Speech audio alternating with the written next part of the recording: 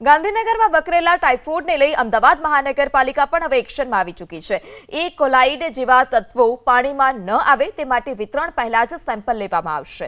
આટલું જ નહીં, ખાણીપીણીની બજાર અને શાક માર્કેટના પાણીના સેમ્પલ પણ લેવામાં આવશે। મહાનગરપાલિકાએ ઝુંબેશ હાથ ધરી છે। આ સિવાય પાણીના જગ સપ્લાય કરતા વેપારીઓ માટે પણ મહત્વનો નિર્ણય કરવામાં આવ્યો।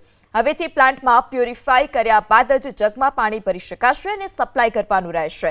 પ્યુરિફાય થયા બાદ ક્લોરીન મિક્સ કરીને વિક્રેતાઓએ પાણીના જગ ભરવાના રહેશે।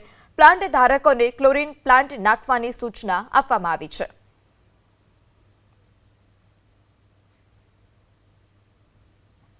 મહાનગરપાલિકાની અંદર જેટલા પણ વોટર ડિસ્ટ્રીબ્યુશન સેન્ટરો આવેલા છે કે જ્યાંથી પાણીનું વિતરણ થાય છે, તો હાલમાં એના પીએચ અને આપણે વાત કરીએ કે ક્લોરિનેશન તપાસીને આગળ મોકલવામાં આવતું હોય છે, એનું ડિસ્ટ્રીબ્યુશન નેટવર્કમાં કરવામાં આવતું હોય છે। આવનાર સમયગાળા દરમિયાન કેટલાક પેરામીટર્સ એના ચેન્જ કરવામાં આવશે, જેની અંદર આપણે વાત કરીએ કે ઇકોલાઈ બેક્ટેરિયા છે, ટર્બિડિટી છે અને ટોક્સિન આ પાણીની અંદર છે તરત જ વોટર ડિસ્ટ્રીબ્યુશન સ્ટેશન પર માપવામાં આવશે।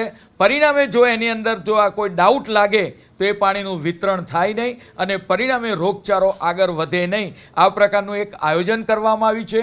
એ જ રીતે જે ચાલી એરિયા છે એની અંદર જે વિતરણ પાણીનું થાય છે તેની અંદર ક્લોરીનના EWS આવાસ હોય, ચાલી હોય, એના ક્લોરીનના ડોઝિયર મૂકવામાં આવ્યા છે અને ક્લોરીન ટેસ્ટ ત્યાં કરવામાં આવે।